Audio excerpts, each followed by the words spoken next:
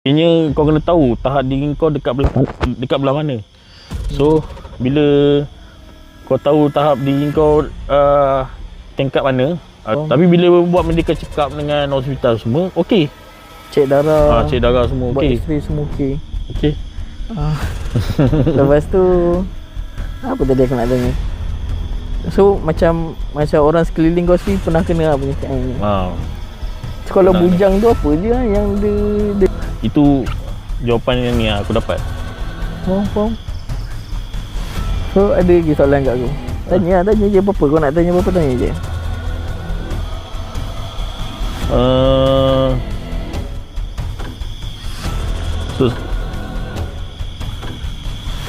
So sekarang kau buat kerja je lah.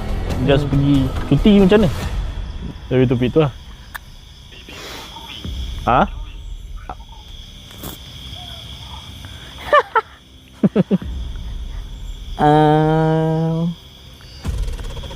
So aku pun ingat aku ada satu pengalaman ni yang mana time tu dekat area tempat kerja lah. Aku kat tandas. Aku tengah membuang. Tiba-tiba suara ni orang menjerit. Kuat lah. Lepas tu cuci keluar. Yang tu kat mana? Kat area tempat kerja. Tapi aku keluar, aku pasal bila aku keluar je daripada tandas, hilang. Lepas tu aku masuk balik. Kita pancing dia. Masuk balik. Ada balik. Tapi dia lama sikit lah. Dia bukan kau masuk tu ada.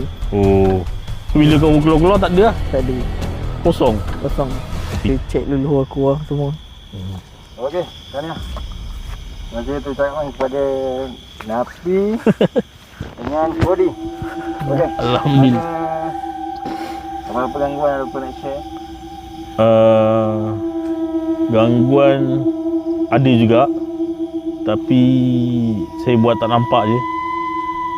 Belah sana. Ada 1, 2, 3. Dia banyak belah sana. Semua tengah memerhati. Ada Bunyi ada yang berputih. Okey.